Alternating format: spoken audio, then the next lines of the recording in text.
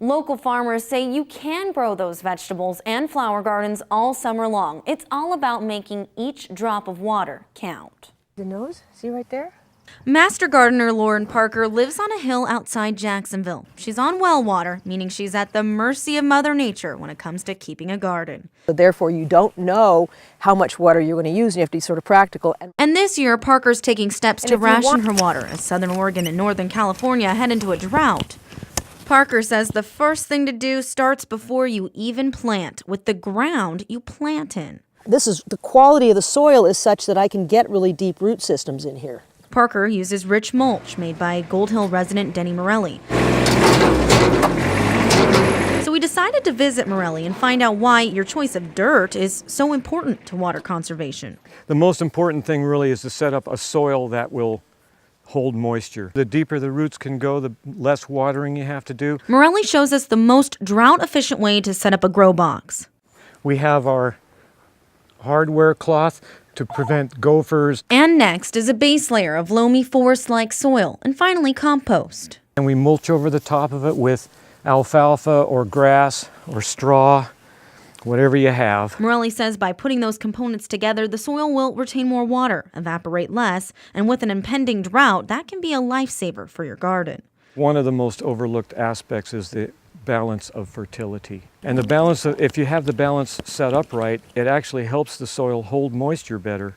It's all interrelated. Back in Jacksonville, armed with Morelli's mulch, Parker says you can save even more water by growing drought-resistant plants. The thing is, there's certain kind of plants that you can put in which are going to be much more drought tolerant. Asparagus, once it's established, does not require a lot of water.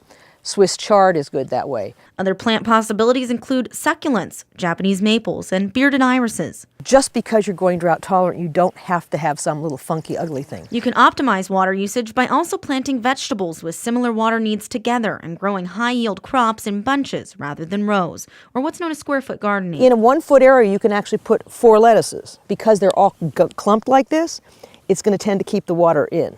In fact, in Ashland, Public Works will come to your yard for free to help you find other ways to conserve. The most important thing to remember is to not overwater during the springtime.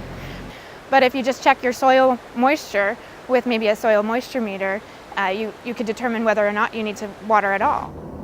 And one of the biggest water-saving suggestions comes down to the way you water. Drip lines are real easy. It's kind of like working with Legos. According to organicgardening.com, drip lines and soaker hoses can save a grower as much as 50% of their water because their coverage is more direct. Drip is not only really good for conserving water because you're putting water only where you need it, but it's also good in weed control because you're not watering empty spaces between the plants. But employee Don Stayskull says you'll need the right tools, including a pressure reducer. And it may seem simple, but another thing that you'll want to have if you're going to be using a plastic drip line versus a soaker hose is one of these. A hole punch for your drip line, which without, you really won't be able to get going.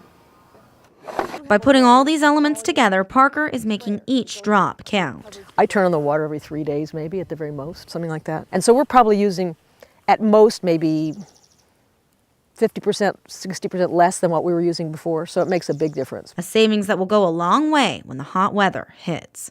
Other suggestions include watering when the sun is down, covering plants with a thin scrim to prevent evaporation and scorching, and you can even buy a rain sensor which will turn off automatic sprinklers depending on the weather. There are also several resources available online and locally for gardeners at any experience level. We'll post a list on our website, KOBI5.com. Plus, how does your garden grow? Post your tips to share with others on our website too. In studio, Jennifer Elliott, NBC5 News. Back to you.